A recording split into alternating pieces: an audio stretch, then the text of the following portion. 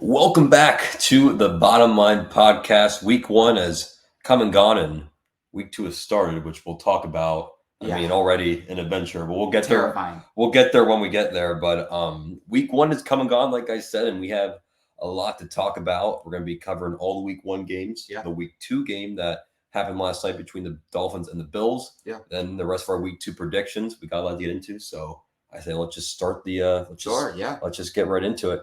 So this feels like it was like a month ago, but in actuality, it was It only really does. It was only like less or barely over a week yeah, now. basically a week. This feels like it was so long ago. But this was the first game of the NFL season between the Chiefs and the Ravens, and we were talking about this. The NFL really just beautifully picked Yeah. the games to start this year.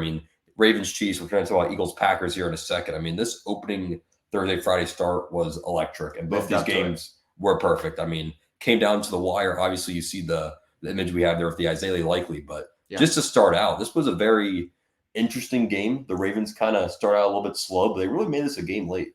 Yeah, it was like you said, I think both offenses as a whole kind of started out slow, and it was kind of one of those, here comes one of those boring opening games again. Offenses look kind of sluggish, but that second half, we really got to kind of see the full potential of this matchup.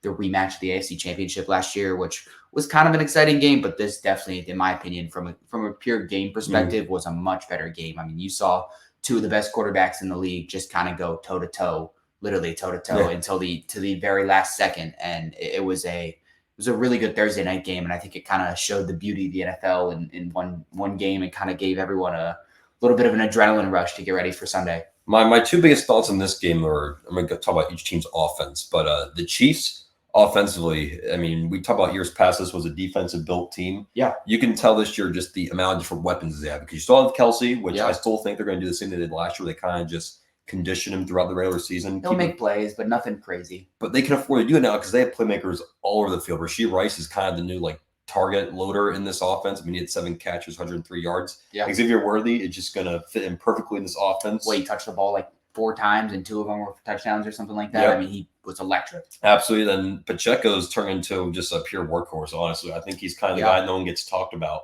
in the Chiefs offense, who's just so vital. So Chiefs offense, I was impressed. Mahomes had 1 interception, but quite frankly, the Chiefs are kind of known for starting slow. This has been one of their better week one performances over the past 4 years, which is kind of crazy to think about. Yeah, they're usually a team that starts slow, and then you kind of just wait for the inevitable Chiefs takeover. But like you said, the fact that they're able to start strong like this and head into the early season, maybe the opposite happens this year and they start strong and finish slow. But if they're starting strong already, history would say that the league might be in some trouble again. And then on the Ravens side of the ball, everyone was kind of curious to see what the Derrick Henry Ravens would look like. And yeah, Derrick Henry was pretty much a non-factor. Now, part of that was game script, right? But there were many moments where just the Ravens just looked away from him. In fact, Lamar Jackson was taking hits left, right, and center. And as a fantasy owner of Lamar Jackson, that's concerning. But if you're a Ravens fan, that's even more concerning because if he's taking the hits like he did in week one, he's not going to last the whole season. He was taking hits everywhere. Now, you'd have to imagine it was against the Chiefs, so perhaps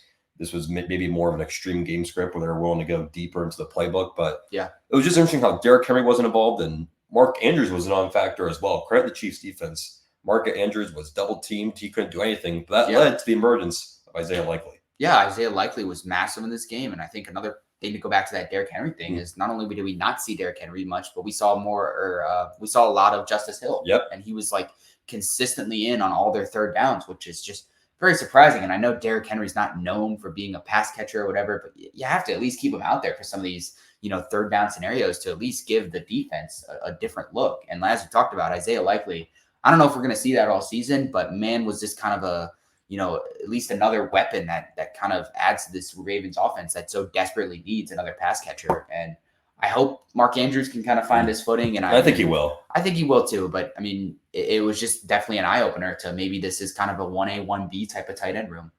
Yeah, and the only last thing was the ending. Isaiah Likely was really maybe just a half shoe size away from. Yeah, what did Mahomes say?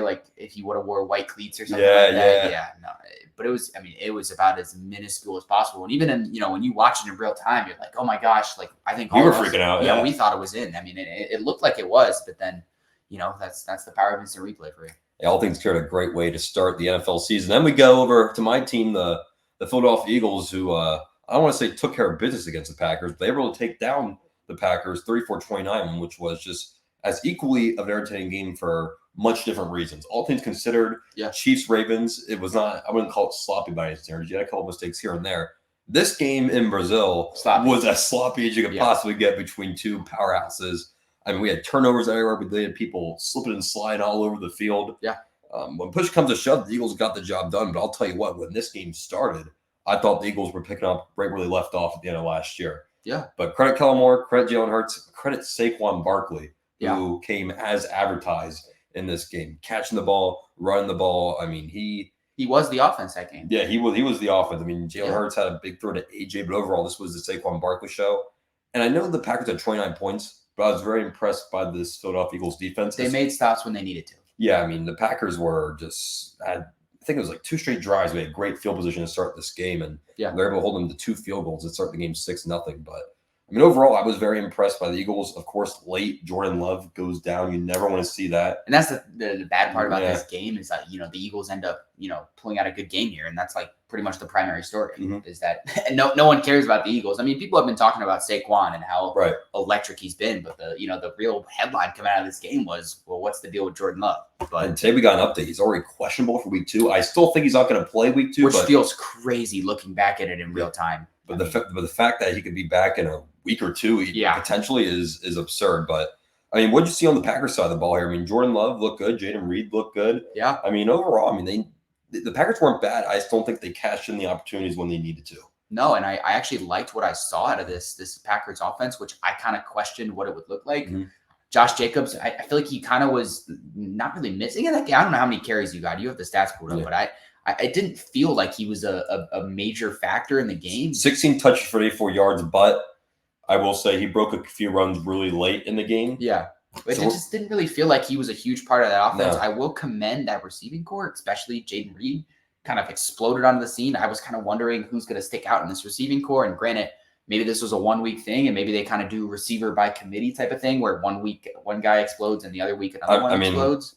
I mean, I'm looking at the numbers right here. Jaden Reed Dubs, 4 catches. Kraft Jacobs, 2 catches. Watson, 3 catches. Wilson, 2 catches. I mean, he's spreading the ball out. Yeah. I think it's just a matter of who gets the scheme looks and who makes the most out of their scheme looks. Yeah, I mean, and I, for the Packers' sake, I hope that works. It's not necessarily the traditional approach you see in the league nowadays, but I mean, credit to the Packers offense. I mean, they still put up 29 points. I mean, most weeks that's enough to win you a football game. So, I mean, you can't really blame the offense. It's just the Eagles' offense was kind of on a different level, and specifically Saquon Barkley was. Yeah, so we'll see what happens here with Jordan Love. As of now, I think we're expecting Malik Willis to be the short-term starter, but it looks like the Packers really missed a bullet by with Jordan Love injury. It looks like at the very least we'll see him back on the field some point this year. Yeah, relatively soon.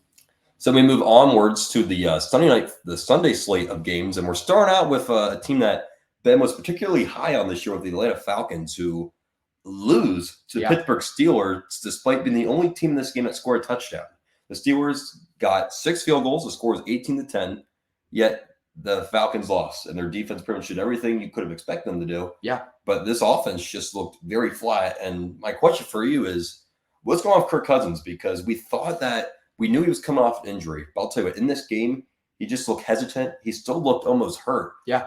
I mean, it was not the Kirk Cousins we're used to. Say what you want about Kirk Cousins, but he always definitely looks better than this. No, yeah. I mean, Kirk Cousins was noticeably, like you said, not himself. We didn't see him go under center, which he spent pretty much majority of his career doing was going under center, play action. He was in the gun almost the whole game, and you could just tell his, I don't know, was not really mobility, because I know Kirk Cousins isn't known as a mobile quarterback, but he just looked off. His footwork was just kind of off, and throws that he usually makes in situations that he's good at, usually he just wasn't making the plays we're used to seeing. And we saw glimpses of a new Bijan that kind of started to find volume in this offense, and even Kyle Pitts scored a touchdown, which I know Falcons fans are very happy to see that. But just certain parts of this passing offense, I mean, I don't think Drake London caught a lot of footballs. I think Pitts didn't really do much outside of the touchdown grab either. I mean, look at the numbers. Pitt went 3 for 26 on a touchdown. London 2 for 15. Yeah. I mean, Ray McLeod, the third, was the leading receiver. I think I told you everything you need to hear. Yeah, I mean, and now the question becomes, is Kirk actually hurt? And so far he isn't, but do we hit a point where,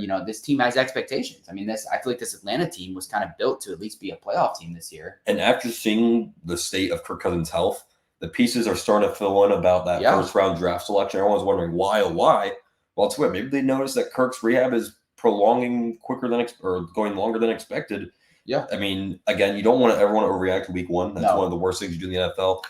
We caught ourselves multiple times on Sunday. You can't do it. The Eagles play the Falcons on Monday night. It wouldn't shock me if it was a shootout. It really wouldn't. And that's the thing. Yeah, but you won't overreact. This was not the start the Falcons were looking for. On the Steelers side either, I mean, Justin Fields as QB1, not necessarily impressed. I mean, I guess you want to say he did what he did to win the football game, but I mean, he had a couple nice throws. I mean, no touchdowns though. But I mean, this is kind of the Steelers' way, just finding ways to win football games by any means necessary. This is what they do.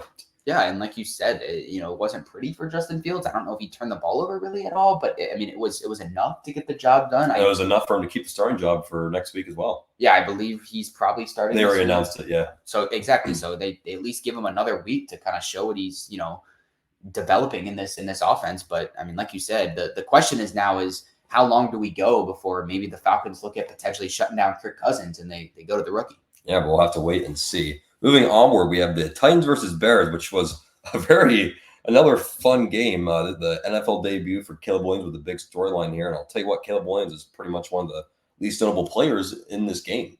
The Chicago Bears defense is the most notable players of this game, where they had, I think, 14 points off of turnovers, I'm pretty sure. Something like that. I know for a fact that I don't think Caleb Williams threw a touchdown. I don't even think the offense really scored. Maybe it was a rushing touchdown. Yeah, I'm looking at numbers right now. Yeah, they had. I don't know if they did. Yes, I don't think they scored a single touchdown on offense, and that's the thing is, you go into this game. Yeah, they did not. And the story of the game is this new look, Bears offense with Caleb Williams and DeAndre Swift and Roma Dunze, Keenan Allen, all these guys. And, no credit. I mean, no disrespect to Caleb Williams. I mean, the numbers say that these first-round quarterbacks come in their first games and they always struggle. And he did. And I'll be honest, he didn't look great, but he didn't look terrible either. He made a couple plays.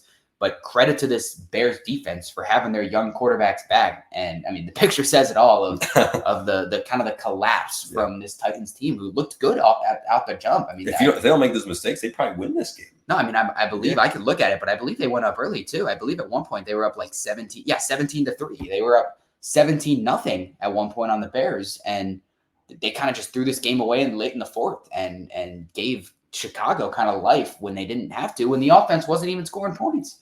Yeah, they had they had a pick six, they had a block punt return, and 3 field goals. Yeah, I mean, the offense was lifeless, and somehow Will Levis in this Titans offense, who I was interested to see, kind of just handed the Bears this football game.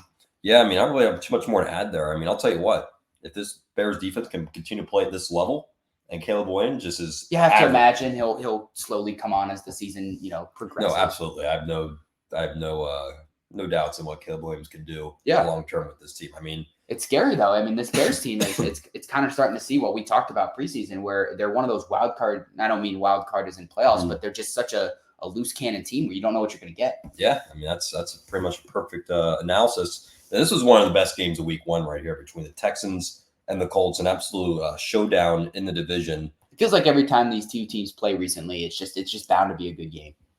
I mean, yeah, the Texans won 29-27. Starting with the Texans, I mean, the new additions came as advertised. Yeah. Stephon Diggs, 2 touchdowns. Joe Mixon touches the ball 30 times, goes for, 159 yards and a touchdown. Yeah. I mean, both teams really look good. If you're the Colts, it's probably about as good as you could feel after a loss. People had a lot of question about Anthony Richardson coming out of preseason. He played well. He played really well. 2 really big, I think like 2 60-plus yard touchdown plays in this one. Yeah.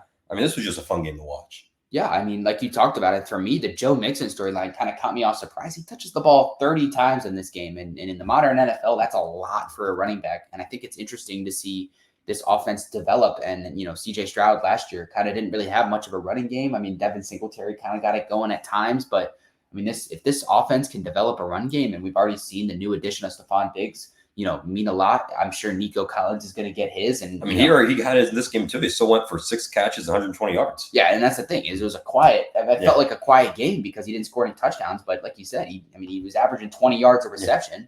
It just felt like Diggs was kind of the red zone target that this team needed. And this Texans team looks like they might be on a track to maybe be the leaders of this AFC South. Yeah, I can't wait to see how this division plays out. I mean, even the Jags we'll talk about here in a minute. I mean, they didn't look bad week 1 as well. And you talk about the Titans. I mean, they're supposed to be like the bottom feeders. They kind of lost the game on their own. They didn't really. They should have won that game. Bad. So this is going to be a really, really fun division to watch throughout the year.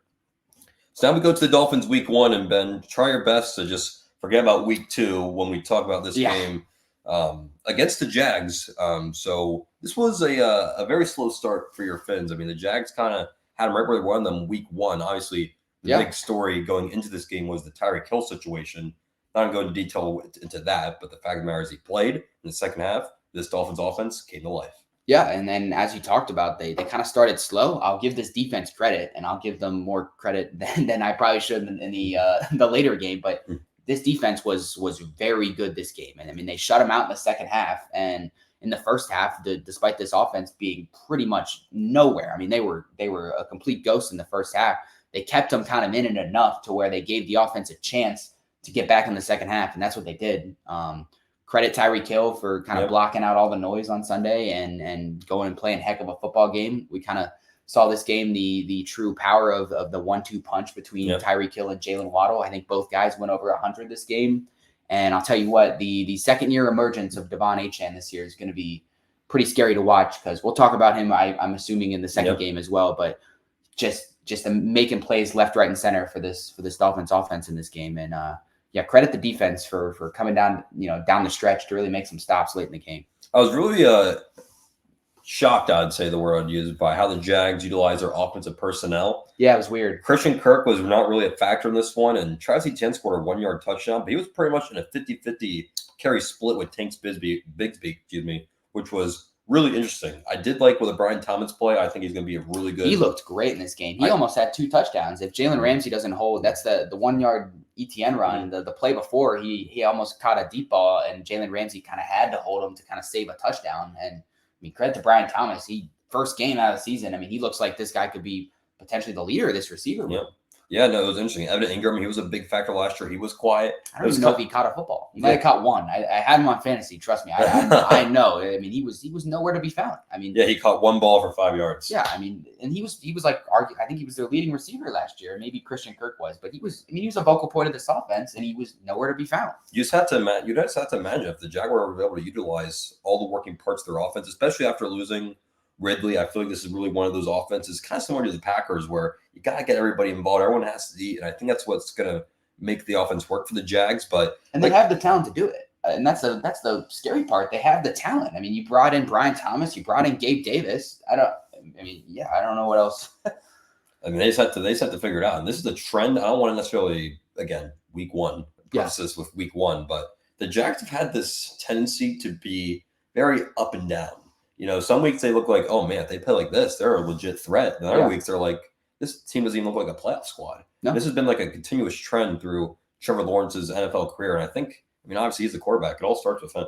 Yeah, and you talked about it. I think this is what we saw last year with this Jags team. I think at one point they were, winning the division. And then the late season collapse of this team kind of shows their, I don't know if bipolar is the right word, but they just kind of, they fluctuate. It's a roller coaster with this Jags team because, like you said, there's weeks where this team looks like a legitimate contender in the AFC where, they can play with the best of them. And then there's weeks like this where it's like, man, what are they doing? I mean, it's kind of head scratching. Yeah. I mean, we'll move onwards, but Jags has some work to do. I'll tell you what. Who's got it better? Who's got better than us? Nobody. I still wish he was on that Michigan sideline after what Texas did to them. But that's a conversation for another day. Chargers beat the Raiders 22-10. And Jim Harbaugh did exactly what he's did everywhere he goes, and that is run the daggone football. I mean, that is what he does, and that is what he did in this game with his 1-2 punch with Gus Edwards and J.K. Dobbins. They ran the ball all over the field. They had 176 rushing yards in this game. They kind of basically controlled this game from start to finish. Yeah. Through and through. I mean, there's not really a whole lot to necessarily add. Justin Herbert kind of just game managed his way to a victory. But, there's no shame in that way run the football the way they did. No, this felt like vintage Jim Harbaugh. This is why he was so sought after as a coach, is they played sound defense, and when they got the ball, they ran the ball and they ran out the clock, let Justin Herbert do Justin Herbert, make a couple nice throws here and there, and you know, all of a sudden you're in a lead, and this team can just run the clock out, and it's just vintage football, and it still works. I don't care if it's 2024. This is winning style of football. It's gotten it done in the NFL level, and it's gotten it done at the college level. And I think this Chargers team is just one of those teams you don't want to play because you just know that they're not an easy task, despite this team kind of being undermanned on certain, you know, parts of their roster. No, absolutely. I mean, I also want to shout out Joe Alt, their first round draft pick, who's offensive lineman. Kept Max Crosby out of this game. Bro is going to be a problem. Yeah. I have no problem saying after week one. That dude is going to be a problem in this league. The other thing, Ladd McConkey, I mean, a quiet game overall, but you can tell he's going to have a big part in this offense throughout the season because that touchdown catch was really nice. Because it's a National Football League, you're not going to be able to just run your way to victories week in and week out. You're going to have to pass the football. On the Raiders side, I mean, Gardner Minshew had an okay stat line, but overall, just this Raiders offense has a lot of question marks. I'm not really sure what they truly have. I didn't like what I saw out of Zamir White. I was going to say Zamir White was like a late season bloomer last year, and this year he was not really, or this year in this game he was not really anything too special. Just kind of an average running back. Had 3.4 yards a rush. Devontae Adams 5 for 59. I mean, they just have to find a way to get Devontae going. I know he's getting up there in age, but I still have full confidence with his skill level. Yeah, he can at the very least keep the Raiders competitive. Yeah, I mean, I saw enough out of that Raiders defense to kind of at least give him a chance to win. Brock Bowers looked good. I'll give him that. Brock Bowers looked really good in this one. Yeah, he caught it. You know, I think he got like 5 or 6 catches this game, and 6 for 58 and a tutty. Yeah, I mean that's good for Brock Bowers. I mean, it's his first game in the NFL. But like you said, this team kind of has to find a way. It feels like they have just too many guys that are just middle of the road playmakers, and they need someone to step up. And I know they have a guy like Devontae Adams, but man, has not been as special as they thought he would be since he's been in Vegas. And now this team needs to find a way to put some points on the board. I believe they brought in a new OC this year, so not a good start for the OC. But I mean, you just can't put up 10 points and expect to win any football game. Absolutely. So we move on here. The mic is a bit cut off, but the Cowboys versus the Browns, the debut of Tom Brady in the booth, who I thought was serviceable. He's getting a little bit of criticism online, but he's okay. You got to imagine he's going to get better as he goes. But we'll talk about the story on the field. And this was just the vintage Cowboys special where they start the year looking like a serious contender. Then we'll have to wait and see how the rest of the year plays out. But based off we saw week one, I mean, this was a great showing for Dallas and their new highest paid player in the entire NFL, Dak Prescott. $60 million per year. Their shiny receiver on the outside, CeeDee Lamb, just got locked up. I mean, this offense looked really good. The defense looked good. I mean, if you're just talking about overall the best complete performance from week one, I mean, they didn't really look bad in any facet. They looked great everywhere. Yeah, this Cowboys team showed up. And like you said, we got to see them do it on a consistent level against consistent teams. But week one, I mean, they passed the eye check for me. I mean, they, like you said, the offense was weirdly good. I mean, Zeke looked great in his return as a Cowboy. I mean, I know I think he only had like 40, 50 yards on the ground. Yeah, 40 yards. I mean, he still averaged 4 yards a carry. I mean, that's all he has to do. He just has to be average right back in this offense. They will rotate people out. They have a Rico Dowdle. I mean, they have people to make it work. If Zeke can just be that bruiser type running back role, that's all really Dallas needs out of him. Yeah, and that's the thing is he did what he was supposed to do. Dak made all the right throws he needed to do, and you know what this Cowboys team needs to continue to do, and what it has done is lean on the defense. This defense is still elite. I know they lost Dan Quinn, but this is still a really good defense. They have playmakers on the defensive line and the secondary, and I'll tell you what, they got after Deshaun Watson, who we can talk about now. You had the perfect segue. I was about to bring him up. I mean, Deshaun Watson, again, week one. But Deshaun Watson might be, and we saw some of this last year, so I'm not as scared to say it, but he might have one of the worst contracts in the NFL. I mean, the leash is getting thin.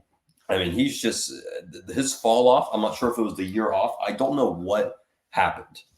Personal things to say about Deshaun Watson, he was one of the most up-and-coming quarterbacks. Yeah, he's one of the best in the league. Coming out of the Houston Texans. And ever since he came to Cleveland, I mean, he just looks like a completely different player. I mean, he is just a below-average passer. He has little to no mobility. He's not nearly as mobile as he once was. No. I don't know if it was the injury. I don't know what happened, but, I mean, they signed Jameis Winston for a reason. Yeah. Do not be surprised if this play continues, that Jameis Winston starts taking snaps under center. I understand he's getting the bag, but this Cleveland team has all the pieces to at the very least be a competitive team. Yeah. It would not shock me if we see Winston under center. No, I mean, he was pitiful. Yeah. He was pitiful. I'm not going to shortcode. So you don't think a 13 QBR is going to get the job done? I don't think it's going to get the job done. I really do not, especially in this division where they're going to have good defenses. Pretty much every divisional matchup they're going to play. I mean, I don't know. I was disgusted. I was disgusted. Yeah, I mean, we talked about this with Atlanta, and it's a similar situation. How long are they going to let this happen? I mean, this team has expectations. They have a roster. I mean, this team is supposed to win football games, and when you have your quarterback going out and playing like that, it just I know you pay him the money you pay him, and it's almost like, well, if you're paying him that much money, he has to play. But you also got to win football games. You're just throwing away these guys' careers if you're not trying to win every week. And like you said, I'm not saying Jameis Winston is, the next big thing. And we know what Jameis Winston is, but if Jameis Winston's out there, I'd argue at least give you a better shot to win football games right now than what Deshaun Watson's giving you. And like you talked about, personal stuff aside, he just hasn't looked like a good football player. No, he really hasn't whatsoever. Again, we'll see if he can turn around in Cleveland. But only time will tell.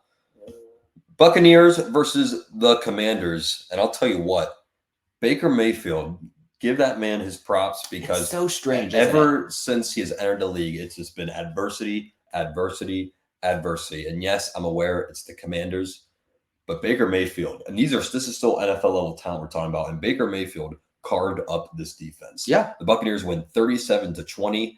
We'll talk about the debut of Jane Daniels here in a minute, but I was impressed by Baker Mayfield, and Mike Evans is just, I mean, he's in his 30s now, and he has still not lost a step. I mean, what that man continues to do year in and year out is just nothing short of incredible. Yeah, I mean, Baker Mayfield continues to prove everyone why this team went after him and why they extended him too. And now this contract's looking like a steal for the Bucs because this Bucs offense picked up right where they left off last season, and they're scoring points. And by the way, credit the Bucs. I mean, they've lost their offensive coordinator, and then they come out and have not lost a step. It looks like the same offense we saw last year that gave the Lions a run for the money in the playoffs and won this division last year.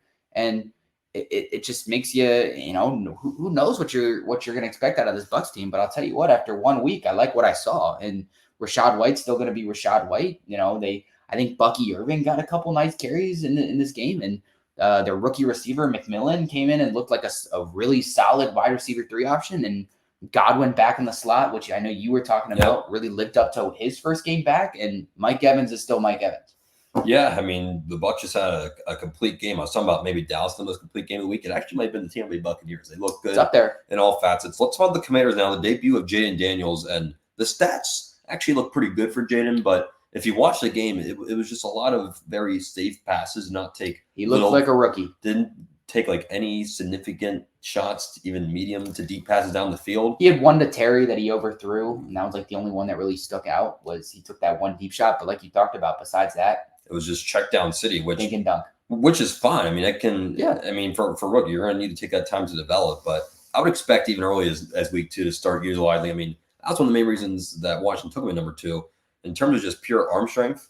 He's got the arm. Oh, I mean, he has a heck of an arm, and we saw his rushing ability. 16 carries. Daniel had 16 carries for 88 yards. So maybe be careful there. Be careful there, Jay. That's a lot of. At least he's sliding. I like this slide. I know there's a little bit of jokes on the internet right now about the way he slides and he's like barrel rolling all over the place. But I mean, I'll tell you what. At least he's staying that. He's sliding, not really taking any hits, and I don't expect him to run 16 times a game. I mean, I think that would be an NFL record if he's running 16 times a game. But no, I mean, we talked about this last week. I think the Commanders are finally in the right direction. I like the Austin Eckler addition. Him and Brian Robinson. He looked good. Yeah, are a good combo together. So Washington's on the right track. I just think there's going to be a lot of growing pains, especially on the defensive side of the ball. But they finally have a direction. That's something Washington fans haven't been able to say for a while. Yeah, I mean that's all you really can look forward to is in a rebuild scenario like this, you just have to look. You have to take it one game at a time and take the good with the bad. Absolutely.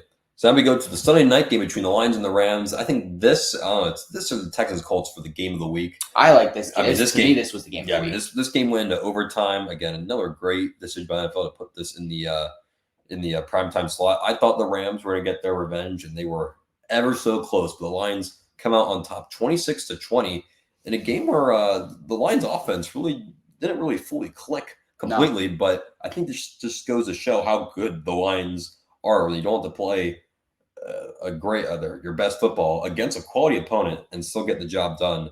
Overall, a very entertaining game, but when we know the Lions will do one thing, that's run the football, and they did that once again with Gibbs and Montgomery. Yeah, that 1-2 punch just continues to kind of work for this team. And I know people have been excited about Jahmyr Gibbs in this offense, and he was great, no question about it. But David Montgomery can still run the football, and he's, he kind of led that game-winning drive in overtime. I know he scored the game-winning touchdown, but he was the vocal part of that whole drive and the game-winning drive. And we saw this offense kind of lean on the run game when Amon-Ra was nowhere to be found in this game, and instead it was Jameson Williams who kind of exploded onto the scene. And this is kind of what we, I know people kind of forgot about how, when he came out of college, he was highly, highly hyped up, but this is the Jameson Williams that was taken in the top 15 for a reason. I mean, this guy is a special player when he's on the field, and he's kind of coming into his own, learning the playbook, and they kind of need this because besides Amon-Ra, the wide receiver 2 for Detroit was kind of a huge question mark for this year, and they might have found the answer.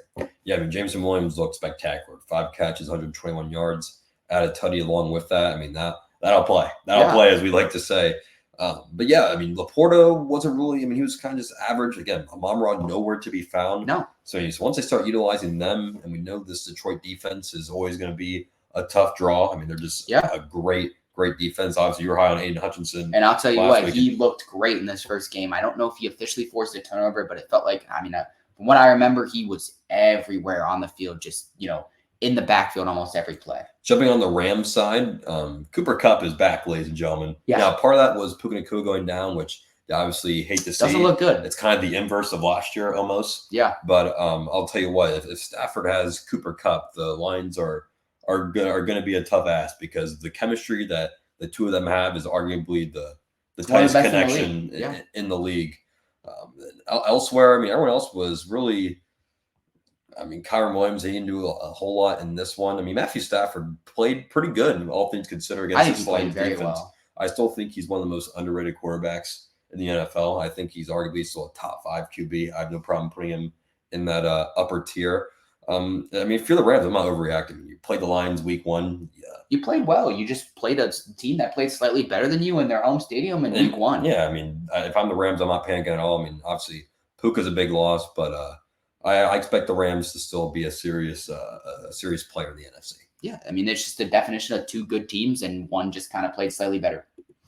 So let me go to the Monday Night Football game where the big question was, can the Jets stay healthy for 4 plays, let alone a whole game? Specifically Aaron Rodgers. And they did. Yeah. The 49ers won 32-19, but the Niners kind of just dominated this one throughout the entire game without Christian McCaffrey. But shout out Jordan Mason. Shout out Jordan Mason. He was pretty much as close to Christian McCaffrey you could get without being him. He had a great game. But what did you see out of the Jets? I think everyone just knows what the Niners are. I think the biggest story was, what are the Jets? Because we were wondering for so long what the Jets are. You saw flashes in their first touchdown drive that, okay, maybe they can. The Jets have a problem, but they kind of fell flat after they got that first touchdown.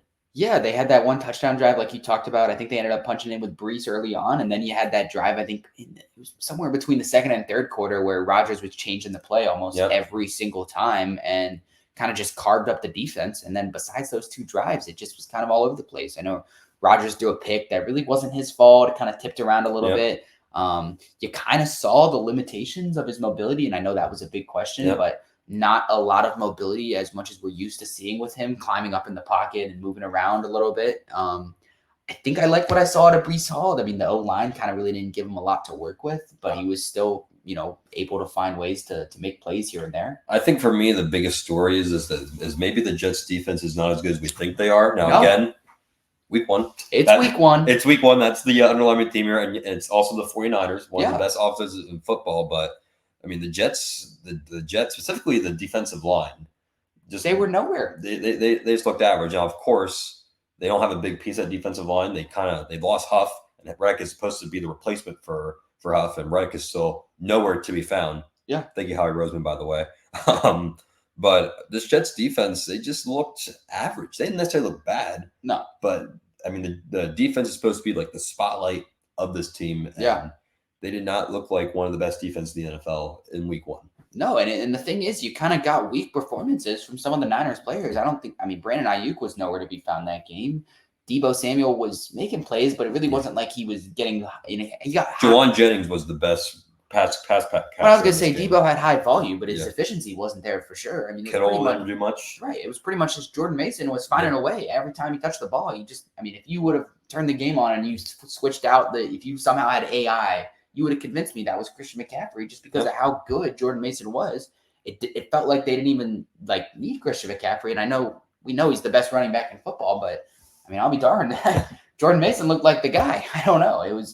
It shows how good this scheme is and how good this O-line is. But also, like you said, maybe this Jets defense isn't what we think they are. And I know it's week one. We can't overreact, but it's definitely an eye-opener because you're going to need to stop these offenses when you play in big games. And people fully expect the Jets to be these big games. Yeah, I mean, we'll go into our predictions here in a minute, but the Jets have an immediate chance to show us what they truly are when they play the Titans this Sunday.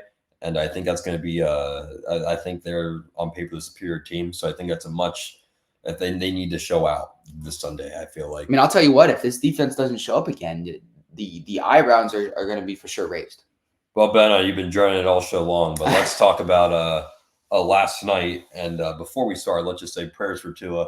I mean, you'd never want to see that happen, especially with his history. Yeah. I don't think neither of us want to go into it more than that, but we're just going to hope for the best for him. And yeah, I mean, there's really no updates. I mean, we talked about this before the show. It's not really our position. I mean, we're just college kids. Yeah. I mean, whatever happens. Obviously it was a scary sight last night. I think all football fans would agree with that.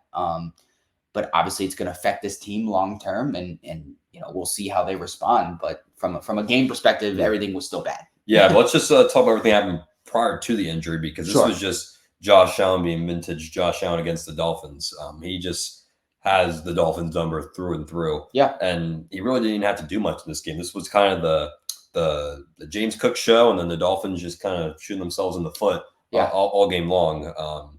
They started out. I mean, James Cook was everywhere in this game. He was a pass catcher, run the football. He did a little bit of everything. He led the team in rushing, then receiving. He had the one big touchdown catch. But I mean, overall, I really feel like the Bills didn't really need to do much of anything. It was more just the Dolphins not being able to execute. And I'll let you break that down because you can sort things out much better than I can, just given how big of a fan you are of them. Yeah, I mean, it was the vintage Mike McDaniel offense in big stages. They were nowhere to be found. There was miscommunication. It felt like every play the offense wasn't aligned in correct plays. They're barely getting the snaps off, and just subtle inabilities to just stick to what's working. And even when they do go away from things that are working, it's like you're just making mistakes that you don't need to make. You're dropping passes. You're in the wrong spot. Guys are running wrong routes, and the O-line was I mean, I don't know how else to say it, but they were terrible. I mean, the O-line couldn't whether it was Tua out there or whether it was Skylar Thompson in the fourth quarter once Tua went down, they couldn't protect anyone. I mean, there are legitimate concerns when games like these show. And I know, knowing the Dolphins, the next time they play a bad opponent, they're probably going to make me forget all about this. But man, it doesn't make it feel any worse in these games when you go into this game with expectations and the Bills prove you right, why they're considered, the owners of this division, at least for the last 5 years, once Brady left. I mean, they outclassed them. They outclassed them in all facets of football. Yeah, I mean, Hill and Waddle were pretty much non-factors for the majority of this game while it was competitive. Obviously, once Tua went down, they kind of just sat them in the entire fourth quarter, which is the right play. Once that happened, I mean, you kind of, there was no way they were. I mean, all life in that building was just gone. And at that point, you're just like, okay, let's just get the clock to zero and try to regroup this fire back together. Positive note, you teased earlier, Devon Chain's going to be a serious problem in this league. Bro he can run the ball. He was the only catch the ball. He was the only bright spot for this Dolphins offense. I mean, he looked really good. And I'll tell you what, he could have done a lot more. Like we said, he had 22 carries. This is like video game numbers. 22 games for 96 yards, then 7 catches for 69 yards. And it could have been an even bigger game if Mike McDaniel stuck with him. It seems like every time, as soon as he went away from a chain this running attack, it went downhill. Yeah, on every single drive. Yeah, and it's one of those things where once they started to stack the box, okay, now we can maybe go to the passing game. But the second you had the chance to go to the passing game, you're making mistakes. You're dropping footballs. You're getting penalties that are backing you up to where you started. Or you're just trying to chuck the ball away when you should just be accepting your losses. Yeah, it was a mess, and this team has problems to figure out. And I know it's week 2. We don't want to overreact. As much as we overreact to week 1, I don't want to overreact to week 2. But the problem now is you lost your quarterback potentially. Who knows what's going to happen there? So Yeah, I mean, we're recording this on Friday the 13th. I mean, oh man, what a number! I saw that when I woke up this morning. Oh no, you can't make this stuff. You really cannot make this stuff up. But we're recording this on Friday the 13th, so now they haven't said how long he's out. I mean, obviously he's not playing next week. We don't know. Like I said, I don't want to go into detail, but we don't know if he's going to play on the field ever again. We don't know if he's going to attempt to come back. We don't know if it's going to be Scott Thompson, if they go get it, Ryan Taylor. Well, I know, and I can say this, as of this morning, they did mention they are going to go get someone. Whether or not that someone is of real starter capability, that's another question. You'd have to imagine Scott Thompson's probably going to start at least next week, because even if they get someone, they have to learn at least a game or two. They have to learn the playbook and everything. But I mean, obviously, that's not the big story. The story is you don't know the state of your franchise quarterback. I think who you just paid. I think it's probably a better situation we say for next week's show once we get learn more about this. Now we're just hoping that Tua is going to be okay. Yeah, I mean, that's all you really can do. I mean, in times like these, you almost it's so difficult. And McDaniel talked about this in his presser. It's so difficult not to think about these things when it comes to football, but you almost have to detach yourself from the football player and almost have to remind yourself that this guy has a family. Yeah, I mean, there's really not much more to say to that. So with that, we will jump to our predictions. Last week, not too bad, if I don't say so myself. 13-3. I have a bone to pick. I don't know. I trusted you on this. You did pick the Niners on Monday Night Football, right? Yes. Okay. Did I not have my face on the graphic? It wasn't on there. Or it might have been another game, but there was like 1 or 2 games where you didn't have your face on it. And I have my face on all of them this week. Yeah, we're good. We're good. But I was like, maybe he's cheating. But no, you picked him well. You picked well last week. And not that I had a bad week. 11-5 is nothing to complain about. This week, a lot more chalk. I feel like this week has, I mean, you don't know until the game's played. But I mean, we only have 2 disagreements. I think just the slate last week was just a lot more electric. But hey, I mean, it's National Football League. I'm sure a lot of these games any given Sunday. So let's just go through it. Our first game, we got Dallas at home against the Saints. I can't see the spreads, but it's not really that big of a deal. But given how Dallas looked last week, it'd be crazy to pick against them right now. That was one game we didn't talk about. The Saints look great against the Panthers, but it's also the Panthers. So I'm actually excited to see how the Saints look in this one. It's a test. To see if last week was a fluke, or maybe the Saints finally figured something out. Regardless, I'm going to go with Dallas, but I wouldn't be surprised if this is closer than people think. Yeah, I think it might be a little close, but like you talked about, I mean, what are we going to get out of the Saints team? It's hard. I feel so bad saying this, but it's really hard to judge a team when they play the Panthers, and that just shows how bad this Panthers team is currently. But like the Saints looked great, but can they do it against a real team? And maybe they can. I mean, I don't know, but yeah, I mean, shout out the Saints for showing up. I know we didn't talk about that game, and probably rightfully so, but I'm going to take Dallas. Yeah, and then we have Tampa Bay at Detroit. This is actually a game I'm really excited for. Yeah, me too. We're both rocking with the Lions, obviously. Another playoff rematch, by the way. Yeah, that's actually I totally forgot about that. The Lions have 2 teams looking for revenge. Yeah. In their first 2 weeks, and I'll tell you what, if Tampa Bay plays how they did last week, they might be coming away with a little bit of an upset. Yeah. That being said, I'm going to pick the Lions here. I think we're going to see this offense just click today. I think the playmakers are going to come out. I expect Amon-Ra to bounce back. I expect Laporte to bounce back. And I think it's just going to be a little bit too much for this Bucs defense to handle. And also Baker in this Tampa Bay offense gets a much tougher test against a Lions defense. Yeah, I mean, this Lions defense shut down the Rams offense pretty well last week. You have to imagine they're going to come in with a good game plan, and the Lions at home are just hard to beat. There's just, I mean, ever since this Dan Campbell team has kind of found their footing, they're a really tough team to beat at Ford Field. Next up, we have the Colts versus the Packers. Again, as of now, Jordan Love is questionable. I would still be shocked if he played. Even if Jordan Love played, I might have been rocking with the Colts. It's a 50-50 if Love plays, but it's a weird game to call. I'm going to take the Colts in this one just because Love's not there. One thing about the Colts, for how good they've looked, they really didn't get Jonathan Taylor involved. I think they need to try to get him a more prominent role in this offense, but I think the Colts are going to get the win here and advance to 500. Obviously, you agree. Yeah, for me, it just comes down with the little bit of uncertainty with Jordan Love's status, and even if he's going to play, and even if he does play, what are we going to get? Is he going to be anywhere close to the player we're used to seeing? And like you talked about, the Colts looked really good week 1. I mean, and that's there's no shame in that. And like you said, if they can just get Jonathan Taylor going a little bit, and the defense can kind of keep either a 50% Jordan Love or a Malik Willis contained enough, I think they're going to win this football game. Next up, we got the Jets at the Titans. A matchup you kind of just teased when we were going through the games, but very intriguing matchup because this is kind of a all right, Jets. Do we call it a must-win? Put up or shut up. I don't want to go there yet just because it's only week 2, but I think it's as close to must-win as you get without it being must-win. I'll phrase it like that. I mean, let's just say this: the New York media will not be kind if they find a way to lose this football game, and I can't really blame them. I mean, this team has been talking about it, and I know the Dolphins are in a similar situation, so I don't want to go too crazy on them, but you talk the talk, but can you walk the walk? I'm looking now. I mean, Vegas has this as only a -3.5 point spread in favor of the Jets. So I mean, they are on the road. They are on the road, but I mean, they're expecting this to be a tight one. But yeah, the Jets need to just have a good showing and find a way to get a win on the road in Tennessee. We move on to San Francisco against Minnesota. I think this is one of the more lopsided matchups of this week. I'm taking Niners. I think they'll win this one comfortably against the Sam Darnold Vikings. Yeah, which did they win week 1? Yes, they played the Giants. Okay, so their defense looked great, but again, it was the Giants. Right. So, I mean, this is a good test for this Sam Darnold offense. What do they? And credit Sam Darnold, by the way. We didn't talk about him, but he did what he had to do. Pretty much, just game manage his way to victory, which is all they're asking him to be. Sure, and that's the thing with this offense is that's what they need him to be because you still have talent, you still have Aaron Jones, you still have arguably the best receiver in football.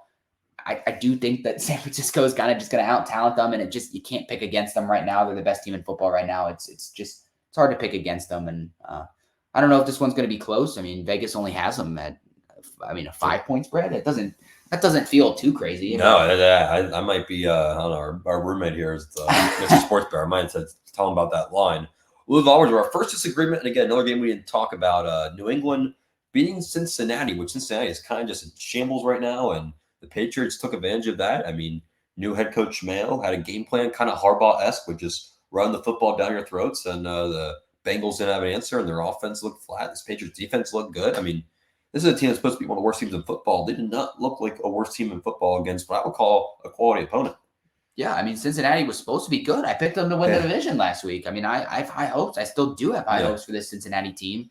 And I know the big story of that Cincinnati team is Joe Burrow's wrist. I know people are making jokes all week about him picking up a water bottle, and he made a couple funny comments about it. But the fact of the matter is New England did their job. I mean, they came out and they took care of business against a quality opponent. And for me, it's just you're rocking with them. Yeah, the travel across, they're going from Seattle all the way out to New England, and New England's just going to play that home field. It's their home opener. And that is true. I didn't think about that. That is a very long. It just feels like one of those vintage New England's just going to find a way to win a football game. I disagree. I'm taking Seattle. I just don't know if the Patriots have the talent to put up 2 good performances in a row. But hey, prove me wrong, New England. I'll tell you what. This was such a coin flip for me. I picked Seattle, but part of me wants New England to win this. I don't know. I feel like that'd be such a fun story. But we'll move on to an NFC East clash between the two bottom feeders. And you're taking the Giants? And I'm taking the Giants over the Commanders. Maybe I should talk quietly because we have our 3 roommates a diehard Commanders fan. Might not be happy with this, but historically, the Giants have just been really good against the Commanders for whatever reason. And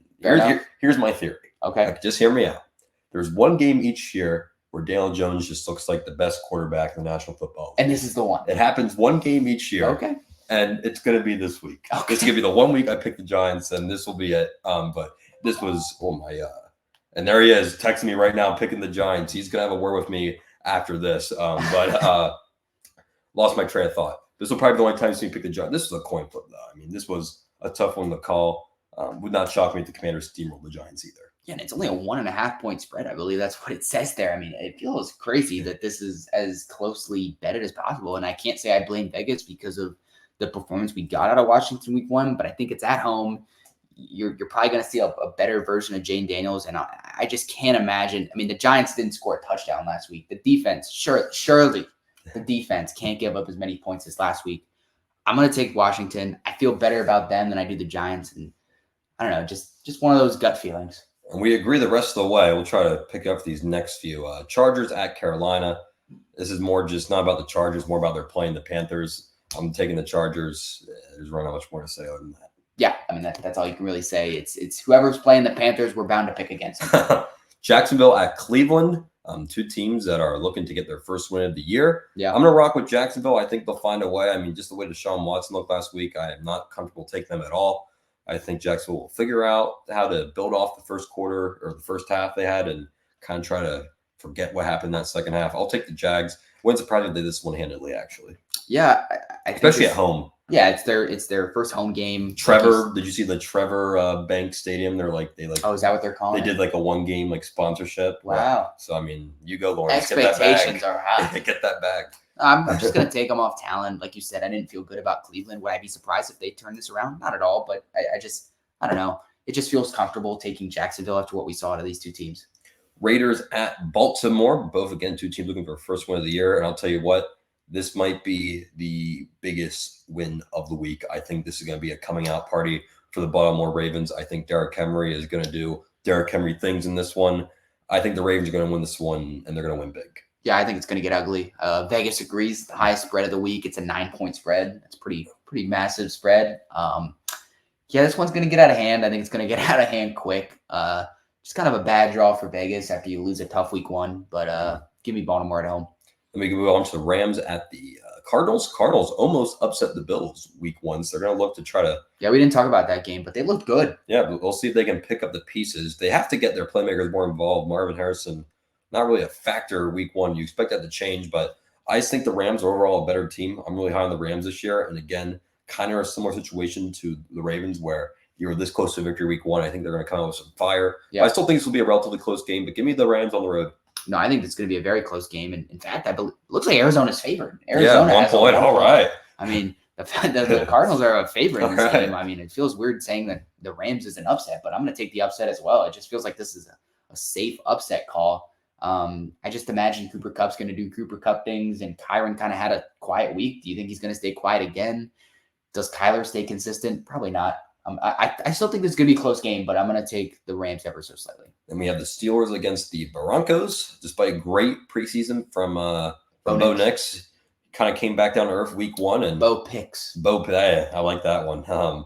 Justin Fields, I think he's going to at least he's going to lead at least 1 touchdown drive in this game. And somehow, some way, I think you gotta hope at least. I think somehow, some way, the Steelers are going to come out of this game 2-0. I mean, just the vintage Mike Tomlin. Sounds like those Steelers. I mean, it doesn't make me feel good to pick it, but it just fine. They somehow find a way. It's going to be an ugly Steelers win. I just don't think Denver's going to give you enough to kind of even give them a chance. Then we have Cincinnati against Kansas City, one of the emerging rivalries in the modern day NFL. Burrowhead. That's a great callback to that playoff battle.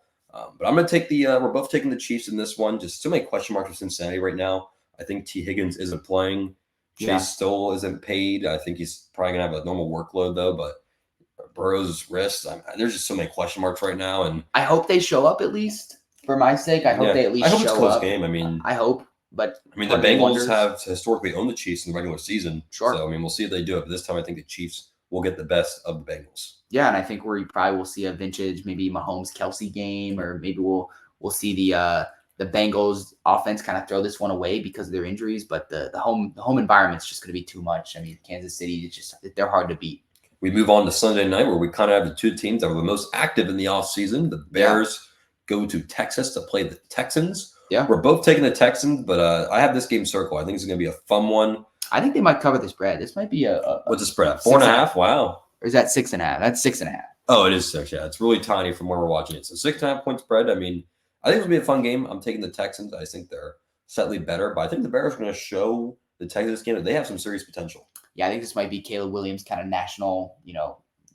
I would say coming out party sounds weird, but it's just kind of a this is where Caleb Williams gets to show his skills on the national level, and I think he's going to do that. And I do think that Houston comes away with a win here because of their talent on the offensive side of the ball, but I could see this game being kind of a mini shootout.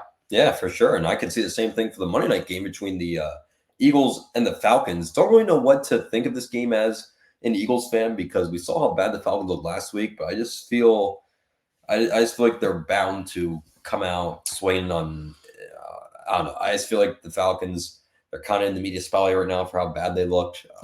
So I can see this game going a lot of different ways. It wouldn't shock me if the Eagles blew the Falcons out of the water. It wouldn't shock me if the Falcons barely beat the Eagles in a shootout. I don't know what to expect in this game. I think the Birds will get the job done. So do I. They're just a better football team, but I'm almost more intrigued to see how well the Falcons do. I feel like I kind of know what the Eagles are. Yeah. But I don't know what this Falcons team is. So I'm intrigued to see what they do against a much tougher opponent. Yeah, I think I'm in the same boat. I'm just kind of see how they respond to that week 1 performance. Do we get Kirk Cousins back to Kirk Cousins? Does Bijan kind of finally find the end zone? Do we get the same Kyle Pitts? Where's Drake London going to be? The Eagles are going to eagle. It's just a matter of what do we get out of the Falcons. So that's going to do it for our, I guess it still says week 1 slam prediction, but week 2. Oh, my bad. No, you're good. You're totally good. You're rocking and rolling. But that's going to do it for this edition of the Bottom Line. A lot of stuff went down. We got the boys come over on Sunday to watch some games. It's going to be a good time. It's going to be a week 1 it was, by the way. I mean, it felt like stories left and right. I'm assuming we're going to have a lot more to talk about that we haven't even found out about yet. But that's the beauty of football. Yeah, so that's going to do it. Hope you guys enjoy. We did good on the timing this week. Huh? We did. We're right on where we wanted to be for time. Last week went long. I mean, this week the management was there. It all comes down to management, as some people may say. But that's going to do it for this week's edition of The Bottom Line. He's Ben Willey. I'm J. Dorazio. We'll catch you next time. Go out and enjoy some football, as you like to say. Go Fins. Go Fins. Go Birds. We'll catch you next time.